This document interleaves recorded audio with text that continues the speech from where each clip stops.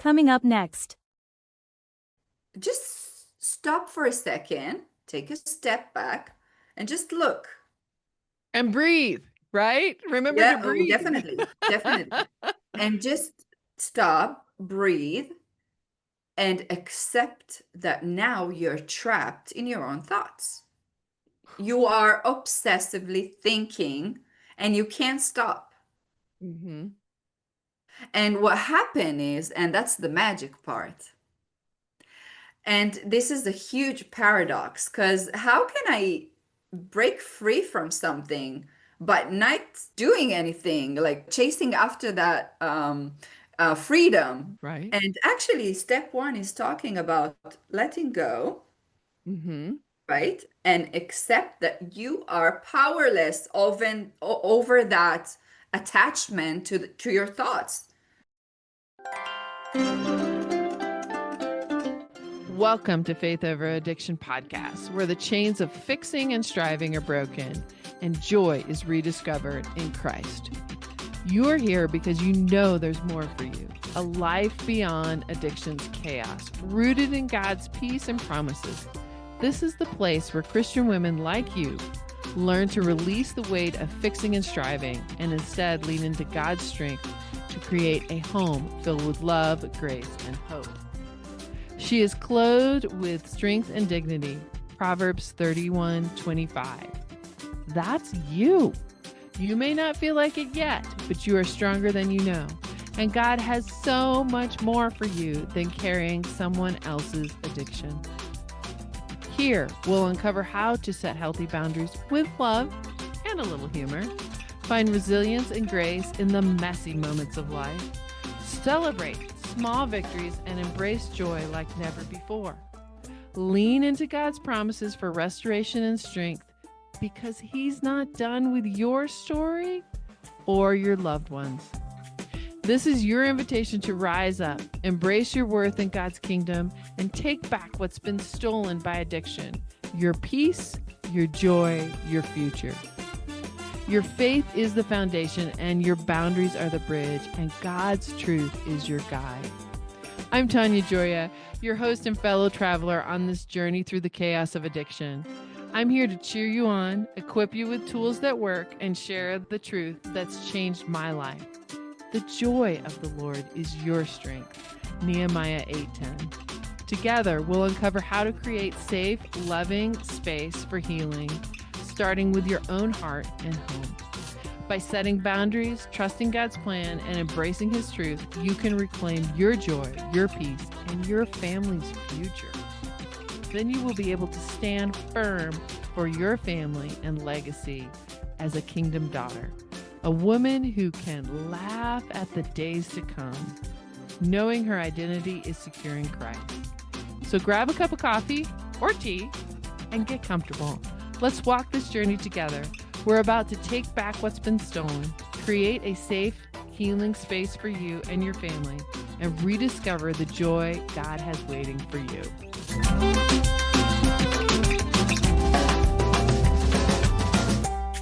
Welcome to the Faith Over Addiction podcast. I have a beautiful woman here whose name means happiness and joy, Alegria Moran, and she's going to talk to us today, and I hope you are taking some notes. She's going to talk to us today about this struggle with shame, reclaiming your strength and your feminine power from shame, and looking at breaking those shame cycles, because when we are caring for someone who is struggling with their own shame, we can often fall into that trap. So, Alegria, tell us more about you and how you became the powerful woman you are.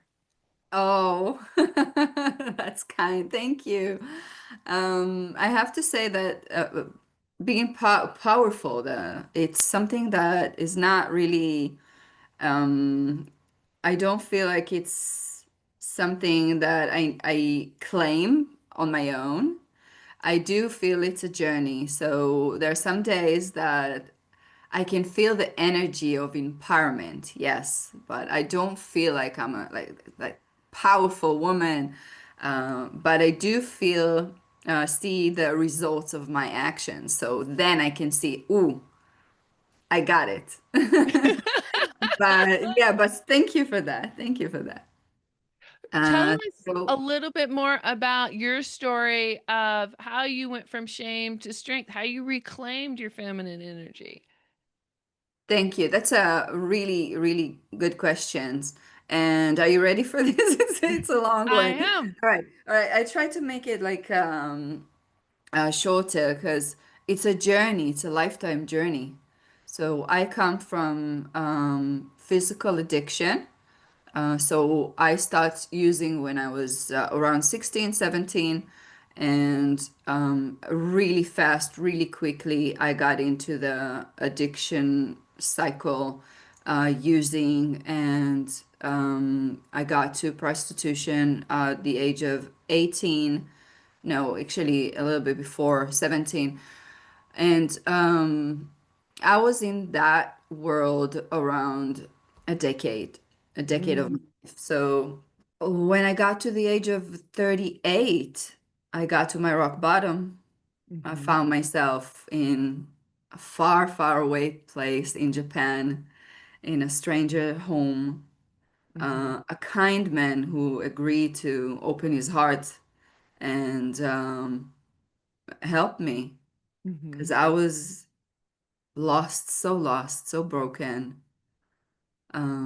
It was 2011, and mhm, I don't know if you remember, but it was the biggest earthquake in Japan that happened in Fukushima, and I was there in Tokyo, and I felt it was so symbolic to my state back then because I was so broken.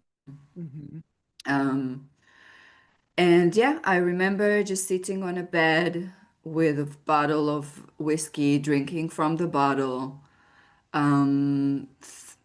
feeling really like a shell of a person, of a mhm, human, shell of a human.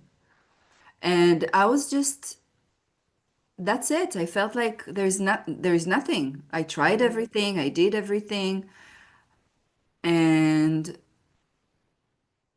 from that point, from that point when I felt like I gave up. In a way, I mhm. gave up. Not in a bad way that you might think. I Right. gave up because I stopped trying to fix my life my way, the Uh-huh. way I, the way I imagine how my life should look like, or how I want to live life the way I wanted. So I did all this decision, Mhm. and every decision I took just buried me deeper and deeper and deeper and deeper. So I got to the point when I said, okay, I guess my decisions are not really, they're not working. Nothing is working. So I gave up. I gave up. I was completely in a place that I have no idea where to go. I Mm, had such a, and it's not even, I'm not thinking even about the shame part because I was not even aware of that when I was in that place in my life. It come in the later stages of recovery. Then you mhm, get like this. I felt it's like someone punched me in the face and woke me up to reality, and then everything you see all the results of your action, mm, mhm, and it could be really, really ugly picture to see what mhm, you have done, the choices the choices you made, the places you've been, the pictures you've seen, the situation, the people, the the smells, mm. everything. It's Yeah. all around you. So you wake up into a whole new beginning, but you can't really see reality because you're trapped in Mm, all this past that's coming with you to recovery, like you're coming with all the with all the experience that you knew, the reality you lived for so many years, right? mhm, So you mhm, can't really see what's going on. So the shame, the guilt, the the sense of lost, Mm. like where were I for a decade? Like what did I Mm. do? Mm-hmm. Um, so many emotion, so many thoughts, like how stupid am I? Like how I couldn't see it. What was I thinking?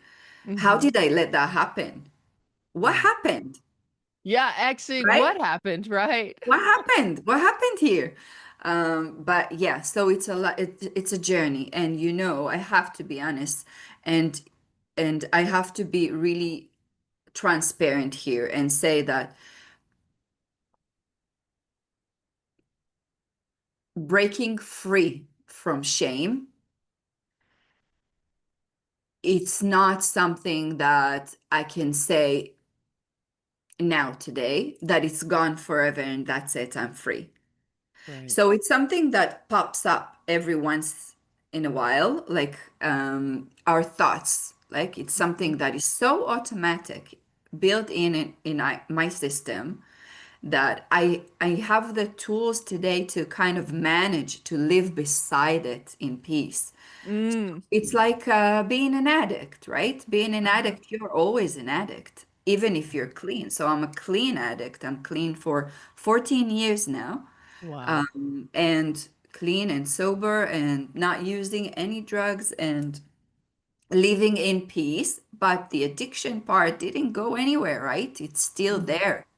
And Mm-hmm. I have to maintain this recovery way of life, but Mm-hmm. it's not going anywhere. And this is a crucial point to understand because if you think that you're gonna be just do something and that's it, it's gonna be over and yeah, you can put it aside. Yes. But sometimes I don't know, I can talk only from my experience, but I feel, for example, now I'm writing my book about this journey that I've been through. And sometimes when I'm writing and I'm writing about all kinds of situations I've been in, I'm thinking, what if my son will read it?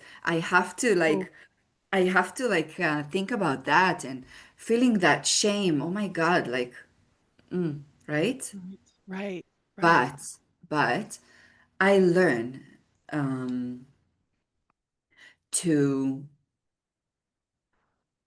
live hand by hand, like trying to accept my past because that's Mm-hmm. my past, and Yes. it's in the past, right? It's not. It's have nothing to do with who I am today, in a way that I'm trying not to live with my past in the present. So I live in the present moment. And this is my spiritual practice to, Mm-hmm. as much as I can, to be here and now. Mm-hmm. And it doesn't matter what you're doing. Now we are talking, or when I'm writing my book, I'm trying to stay here and now. But my head is always like trying to grab me, like to the past, to the future. What will happen Yeah. in the 10 years from now? And for me, I always remember that my teacher told me that the past and the future, it's a virtual world. It doesn't exist. Right. Right. It doesn't exist. I have no idea what will happen in the future. I don't know if my book will come out. I have no idea, right?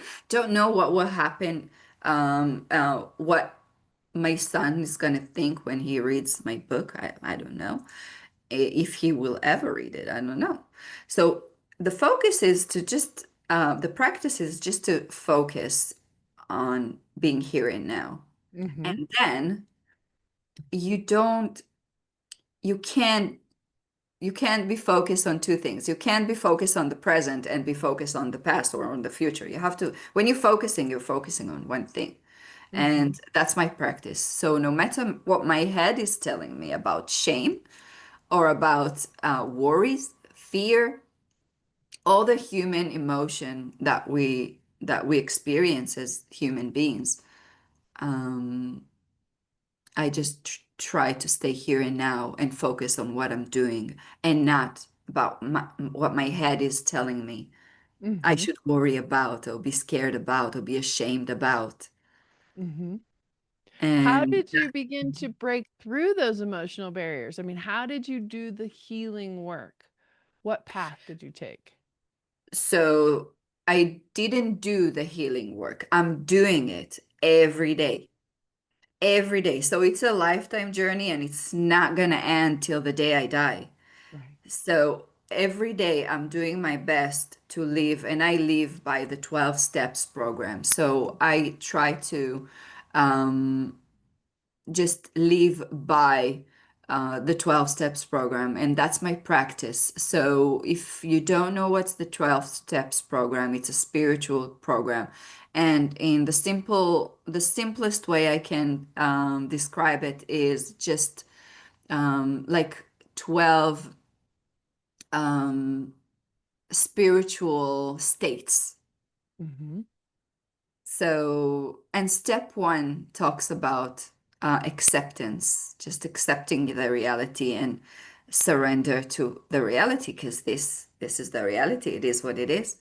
Mm-hmm. And if we're talking about shame, so it is what it is. I did what I did. Right. I did what I did. I've been where I've been. I experienced all kinds of situation that if I won't accept it, I will die spiritually. I will die. If I Mm-hmm. won't accept that that is my path, that's the path. Mm-hmm. That's my karma. That's what I had to go through. That's my lessons I had to learn, the people I had to meet, and it brought me here. Mm-hmm. Fighting it would be kind of insane because what can I do to change it, right? Right. It is How what it do is. you live side by you were talking about living side by side with shame. How do you live side by side and not over focus? Because I think of a shame spiral. We can often get in a shame spiral to where we go down and we can't come back up. How do you Hmm. bring yourself back up? Acceptance. So Accept. do you work all 12 steps? Do you attend a group? Do you do a morning or evening routine? What do you do to manage that acceptance? Yes. So thank you for asking. I've been going to meetings for 10 years. I was going to Narcotics Anonymous. Mhm. And then there is a new program that I was I am so honored that I was a part of building this 12 steps program, which called OTA, which is Obsessive Thinkers Anonymous. It's Ooh. also based on the 12 steps, yeah, and I um, I attend almost every evening. I have a meeting online, and almost every evening, so it's like 5 times a week. Uh-huh. And I do service. I serve in my way. I do service in this program. And you talk about spiritual routines or evening or morning routines. I feel like when I wake up in the morning, the first thing I do is just humbly ask God to give me the strength to be present and to accept life as it is. Mhm. Mhm. And for me, the hardest the hardest thing is because as addict, all we want is to escape. We want to escape. We want to feel good. We want to get what we want to get, right? We want the Mhm. things to go our way. And the second I resist life, I suffer Mhm. immediately. So if Mhm. something not happening the way I want it to happen, what starts to happen? You start to feel this anger. you try to, and then the action comes because you feel the emotion, and then the action comes straight ahead. You're trying to change things Right. to Right. get the result that you want. Yes. But for me, I found that every time I try to do something and force it the way I want it to be, I suffer. The immediate result is suffering for me. So my kid doesn't want to go into the shower. So I try and I yell, and you go into the shower, and I will take your phone, and who suffers? You do. I've I been there. do. I do. Yes, absolutely. So accepting reality is the most important. It's the hardest practice for me. Wake up in the morning and just embrace life and whatever comes my way. And I Mm-hmm. feel like that is that gave me so much freedom. Mm-hmm. And the when immediately when you are open to life, life can flow through you Mm-hmm. because you're open, you're not blocked, right? Mm-hmm. And that's my practice. When I wake up in the morning, first of all, I I ask just God, just help me here. Yes, Help me, absolutely. help me Absolutely. here because I can't do it by myself. If I'm trying, and it's not always like that, right? I'm not that spiritual person in a level that everything is going really smoothly. I have my moments, but because I'm practicing, my awareness grows. Mm-hmm. Mm-hmm. Give us an example. Obsessive Thinkers Anonymous. Woo. Give us an example of obsessive thoughts that you are, and tell us how you're working on those. All right. I will tell you this before. So, did you know that 95% of your thoughts, no, not, so 5% of your thoughts are conscious, Mm-hmm. and 95% of your thoughts are subconscious. Yes. So basically, which is insane. Basically, we are in loops all the time. Mm-hmm. It So feels we that have way. the same loop. So if you be honest with yourself and just observe for a second, check in your own day. How many times you think the same thought again and again and again and again and again and again and again? All the time. All the time. I mean, you were talking about getting in the shower, and I was thinking about laundry. I'm like, could you please just get your laundry in the washer? You know? It's a simple Exactly. task. Exactly. So we are conditioned to live through our thoughts. So it's crazy for me because now I am it's just like whoa, because when you think about it, your thought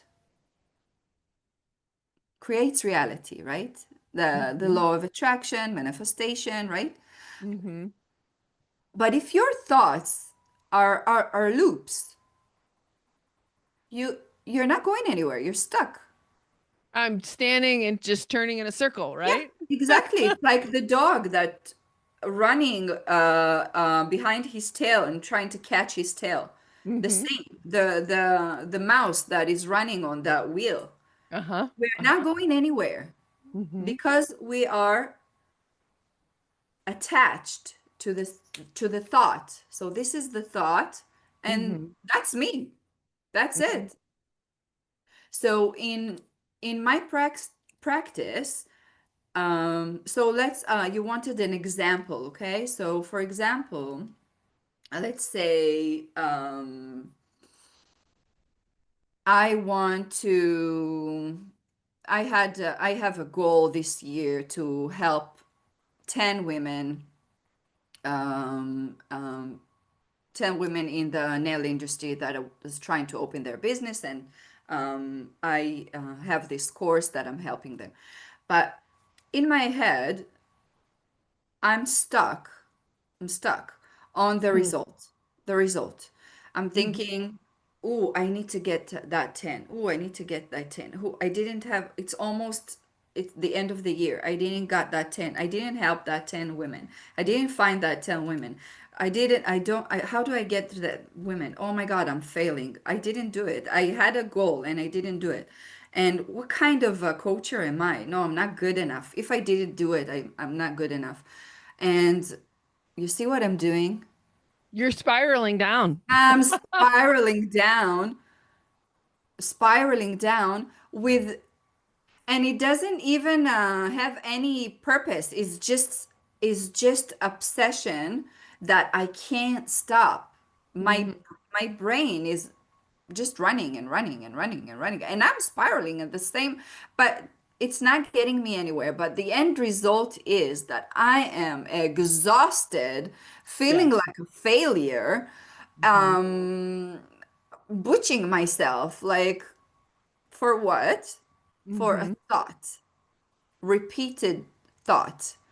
But when you work, when you're practicing, when you're living by the, at least me, when I know that my 12 steps, my 12 spiritual state tells me, first of all, stop fighting. Mm. Mhm. Stop Mm. fighting. Just look at reality as it is, not worse than it is, not better than it is. Just look at the reality of what is going on right now. Okay? Mhm.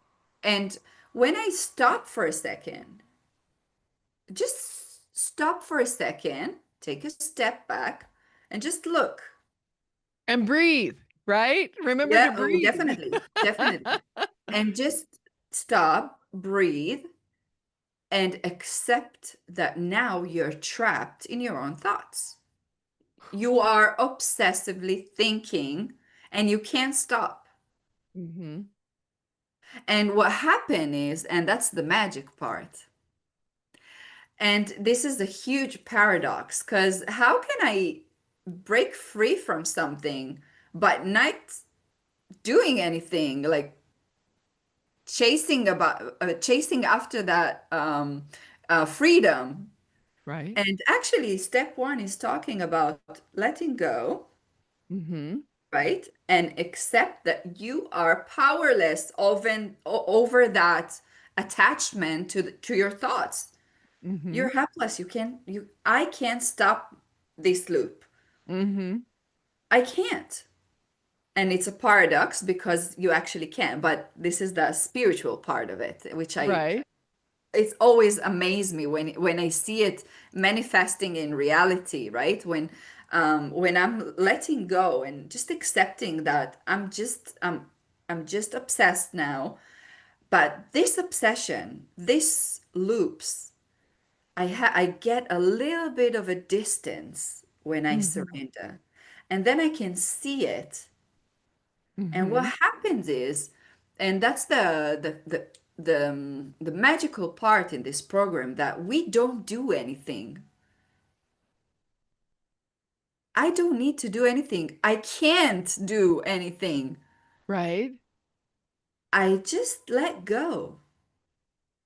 I let That's go. doing something though. That's hard. I let go. No, I let go of trying to let go. So if I will try to, come on, Moran, stop thinking, stop thinking, stop thinking, stop thinking. Will I stop thinking? No. Right. But if I accept that I'm obsessive, I'm obsessed with that thought now. There's nothing I can do about it. Then something happen and you get a little bit detachment from Mhm. that thought. Mhm. And then you get, in the grace of God, you get actually you can actually get a choice. You can choose then. Then you can choose, Right. not before. So it's letting go and letting go to let go. And then the choice comes of, That letting go of of wanting to let go. Letting go of wanting to let go brings you the choice. Yeah, it's something that is, it's just happening. It happening to you. You don't need to do anything. The minute that you get you accept that you are helpless over your addiction, no matter what it is, drugs, alcohol, gambling, sex, food, gaming, no matter what it is, thoughts, Mm, emotions, the minute that you accept that that's your reality right now, and accept and understanding and accepting that there is nothing you can do about it right now, just mm-hmm, let go, mm-hmm. and the rest will follow. You will get Fantastic. some peace out of it. And where does that bring you for your feminine energy? Where does that bring you in not trying to push, not trying to change? How do you stand in that? Oh, yeah. A lot of the time, when we hear something like let go, our mind translates it as don't do anything. Mm-hmm. It's not it's not that you don't need to do anything. You have to take responsibility. Mm, mm, So, taking responsibility for me was a big issue. I was so irresponsible till today, sometimes I admit. Irresponsible, mm-hmm. um, time management, being on time, being prepared, prepare myself, um, keeping to a routine, Mm-hmm. being persistent, being that was really hard for me Mm-hmm. when I came to recovery, because I had no responsibility whatsoever in my life. I did whatever I want, whenever I want, with who I want. I had no, I didn't know what it means like to keep a job, to wake up in the morning, brush your teeth, fix your bed, the basic. None of that. None of So that. I come from a chaos of existing. I Mm-hmm. existed in chaos. In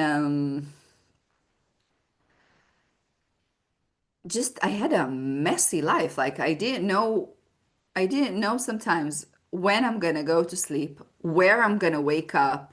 No responsibilities, no kids, no. I don't remember till today how I paid my bills. Like I don't remember because I was so like I was not here I was not part of reality. Right. So for me it was a big thing just to learn the basic skills of what it means to live in a society, be part of society. And not just that, you ask about femininity. I had to learn what it is to be a woman, Mm-hmm. what it means. Because you see me now, I look normal, but this is not how I used to wear, Mm-hmm. used to dress. Mm-hmm. I was a stripper. I Mm-hmm. was a prostitute. Mm-hmm. I had no idea what it means to be normal. So this journey of learning who am I, what are my values, what do I like? Mm, What do I mm-hmm. like? What do I like? Um, and and it changed a lot through the years. So at the beginning, I had to one of my the things that I went through in recovery is letting go. I had to let go of everything. So everything physical. I had to let go of the attachment to my femininity because I knew how to manipulate men to get what I want. I used my body. I used my hair. That's what I did. I didn't know anything else. Right. So I had to first let this go, the physical part. Mm-hmm. So, what I advised to do in recovery when I was in a rehab is to just wear baggy clothes, Mm-hmm. Mm-hmm. put my hair up, Mm-hmm. don't do makeup, don't shave, don't anything, just be you. Like Mm-hmm. connect to your face, connect to your, and I hated myself. It Yeah. was so hard for me. I started eating a lot. I gained weight. Like it was a journey from where I started to a place when I finished. I think it was like 10 months I was there, and when I got out, I was a completely different person. So at first I had to let go of the physical part, and I write about it in my book because as women that comes from prostitution or strippers or today we have OnlyFans, we have a lot of virtual platforms for that as well. Right. So for coming out from that world is it's almost impossible if you don't have the support system. Mm-hmm. And I feel like that's one of the reason why I'm doing it, why I want to help women, because we need all the help we can get. Yeah. So claiming my femininity, I feel that is just coming back to who you really are. Mm-hmm. And it's have nothing to do with the physical form of you. It's Mm-hmm. coming back to yourself, to your true self. And it's funny that it started with physical, Mm-hmm. and Yeah. today that's why I said it's a journey that changed for me over the years, because for now I feel like um I'm in a place when I have glimpse of seeing who I really am. Mm-hmm. Because Mm-hmm. I don't know if you can relate to that, but I have two spiritual teachers. One passed away not long ago, and I really miss him. And Mm-hmm. and I feel like this journey for me,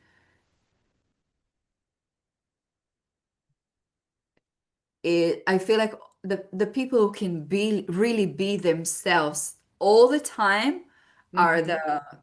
the spiritual people, like the big names. Mm-hmm. For me, I feel like I can get glimpse of who I really am, and I'm trying to stay focused and always come back to myself, because I feel life is pulling you to all kinds of places. Like, okay, I'm a mom, I'm a coach, I'm a nail technician, oh, I'm a makeup artist, I'm a painter. You have all those hats, Yes. but it's not really who you are, Right. Right. right? So I'll ask you, Tanya, who are you? I am a divine child of God who sets my plan in front of me. I was doing another interview and she said, I wake up in the morning and I say, God, who is the woman I need to be today? What have you planned for me today? And I love that statement. It's similar to what you say is I don't know what today holds, but God, you know what today holds. So how can I be that Yeah, woman? exactly. So we are a divine spark, but I don't feel like I'm a divine spark all the time, No, I have right? my times too. So basically, the practice is always to as the best of your ability to be this awareness, be aware of where you are now, and then just to absorb, just to look, where am I now? Hmm. And then I can see, oh. now I'm in the mommy hat, and I'm thinking that I need to do 1 through 3 so my kids will be 1, 2, 3. Oh, I need to do something to make my kids be feel better. Or no, no, that's not who you are. Mm-hmm. That's what your mind is telling you, that the society tells you, but then you're not you. Yeah. You don't have that distance, and then you get lost. So your identity versus the role that you play. I have an Yes, identity that's very separate from being mom or being podcaster or being salesperson or I don't know, being the person who manages the cars and everything else. yes, because this is not who you are. This is what you do. Yes. So, yes, I have 2 kids. I have twins. They're 7 years old. Aw. Um, I gave birth to them. I have responsibilities, yes, but is that who I am?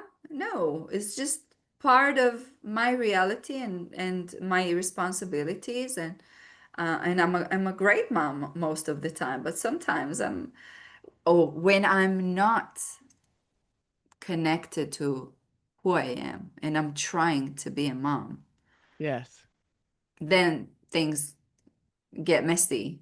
Yes. When I'm being myself, like today, we had a beautiful day today. It's a really sunny day in Dublin, and we went to the park, and there were all kinds of activities for the kids, and um, food trucks, and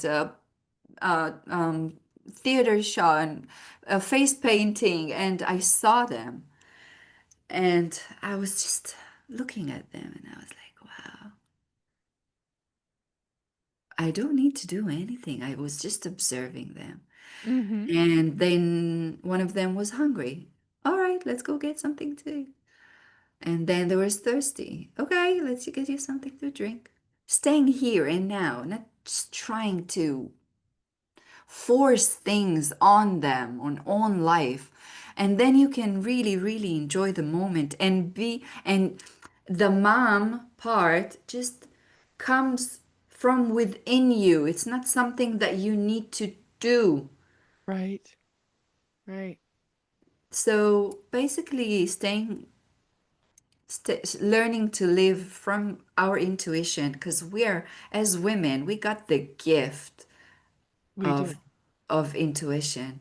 Some of us more, some of us less, but there is never a time when I listened to my intuition and I got it wrong. Mm. Mm. Never, That's awesome. never.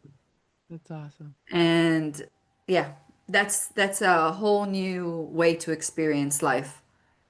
That's Alegria, tell us a little bit more about this book that you're writing. How is that happening and where can people find you if they want to work with you?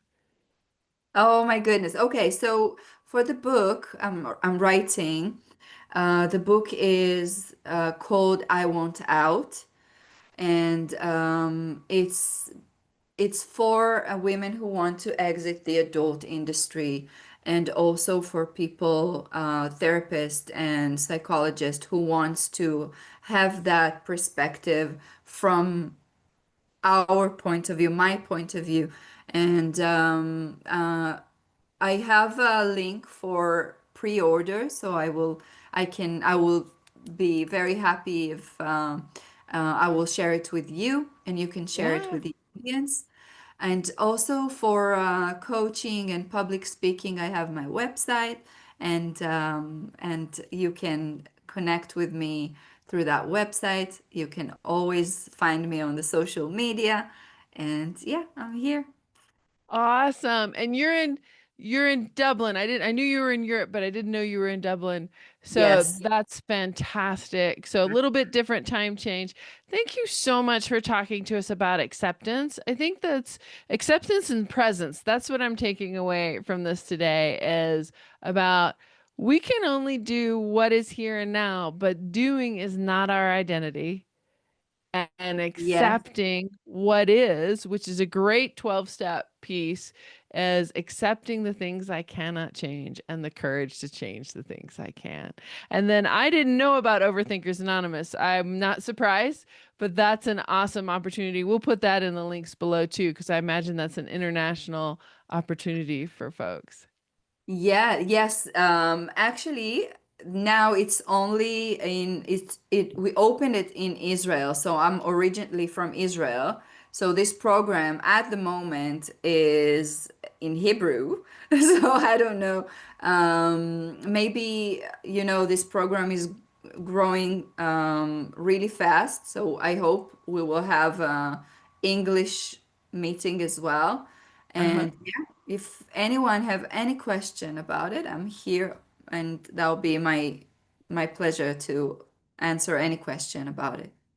Well, thank you for your vulnerability. This is something that I'm sure you have struggled with, and getting it out in the public. There will be so many people who are blessed by being able to hear from you and understand that you did have the opportunity to turn your life around and Thank to you be so present. much.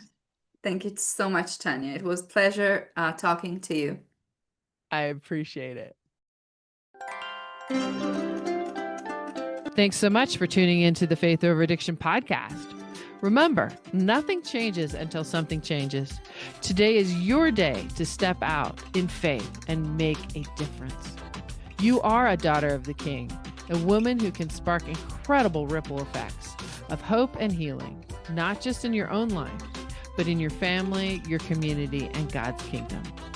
If this episode encouraged you, bless someone else by sharing it. Send it to a friend who needs a little hope, or post it on Instagram and tag me.